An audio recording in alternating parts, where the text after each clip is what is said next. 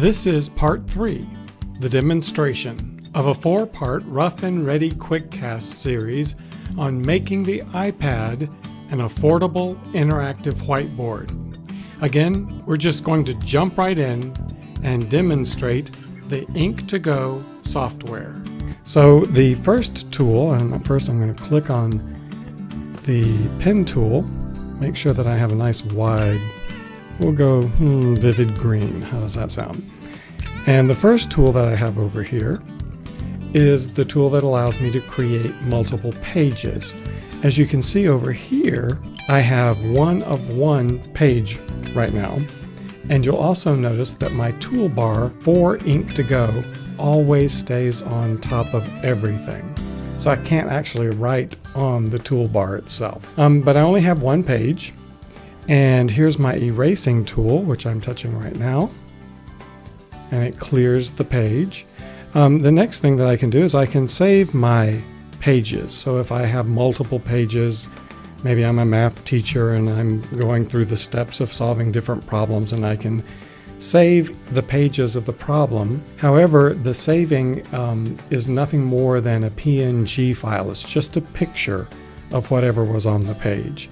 And once you have more than one page, then you'll go to the previous page and go to the next page. A little mess there. But those tools are not active right now because I only have one page of one page. Erasing it.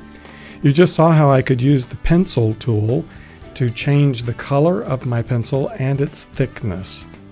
I also have, erasing that, the highlighting tool, and I can have a yellow highlighter, turquoise, green, pink.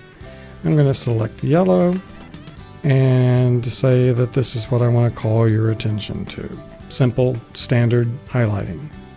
The erasing tool is just exactly what you would expect, and you can choose a small eraser, a medium-sized eraser, or a large one. And then this cursor or mouse tool, I don't know exactly, mouse it says, selected at the bottom, gives me the ability to click on things and move them around. So there's some drag handles here. That's how I was moving things on my screen a moment ago too. So I can click and move using my mouse tool. And this tool up here allows me to blank my screen, to hide my desktop, I guess would be a better way to say it, and turn it into just a white board. So let's pick a pen. Let's go with blue this time. Notice the tip of my pen is blue. And so now I can write on my white board, which I'm doing with my finger on my iPad. Traditional interactive whiteboard. Clearing that, it stays on the screen because now I'm showing my desktop. Erasing my screen. And by the way, the erasing tool lets me clear the current page or remove the current page if I wanted to delete the current page. The next tool that we see here allows me to select a portion of my screen to record using Ink2Go's recording feature. And if I click on the drop down next to the red record button, I can record in high quality, medium, or low.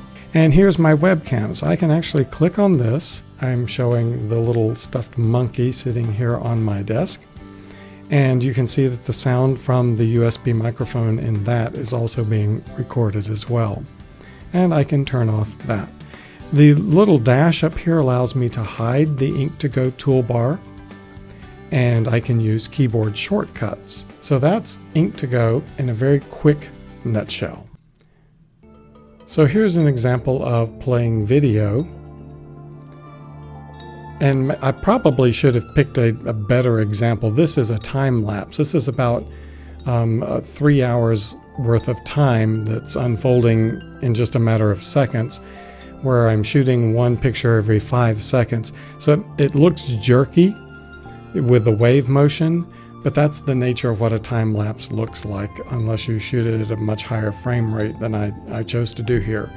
But I wanted you to see that it works very well using this setup so that my iPad is controlling all of this.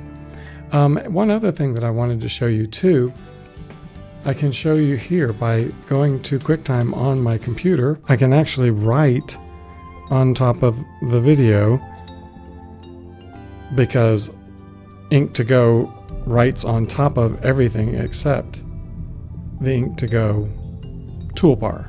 In the final episode in this Rough and Ready Quickcast series on making the iPad an affordable interactive whiteboard, I'll cover some of the current limitations I've discovered when using the iPad as a whiteboard.